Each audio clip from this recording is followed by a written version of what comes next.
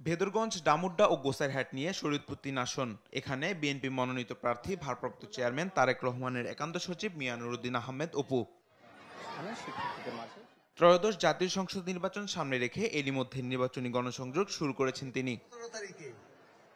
বুধবার সকাল থেকে ভেদরগঞ্জ উপজেলার মহিষার ইউনিয়নে বেশ কয়েকটি এলাকায় গণসংযোগ করেন বিএনপি মনোনীত এ প্রার্থী।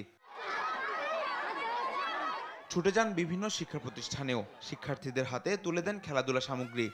আমাদের স্কুলে আজকে আসছে মিয়া নুরুদ্দিন অপু ভাই, তিনি আমাদের ছেলেদের জন্য খেলার বিভিন্ন সামগ্রী দিয়েছে। তিনি দিয়েছেন ফুটবল, মেয়েদের দিয়েছেন ভলিবল। মিয়া নুরুদ্দিন অপু ভাই যে এসেছে, আমরা কখনো একটা আশা করিনি আমাদের স্কুলে খেলার সামগ্রী নেই বলেই চলবে।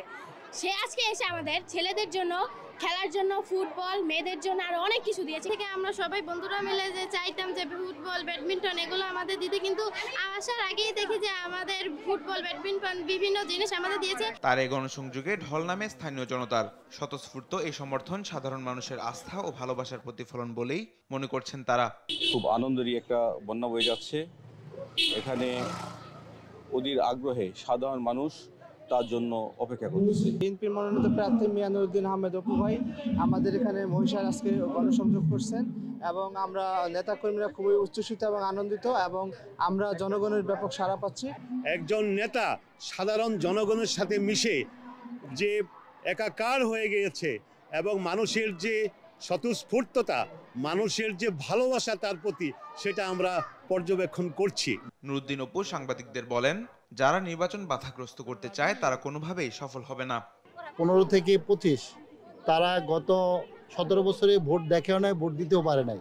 তারা ভোট দেওয়ার জন্য মুখিয়ে আছে। যত তাড়াতাড়ি দেশের মানুষ ভোটের সুষ্ঠু পরিবেশ সৃষ্টি করে দেশে একটা সুন্দর অংশগ্রহণমূলক নির্বাচন করার জন্য সমগ্র জাতি অপেক্ষায়, এবং এটা কোনো ষড়যন্ত্রেই এই নির্বাচন বন্ধ হওয়ার কোনো উপক্রম নাই, কোনো সুযোগ নাই।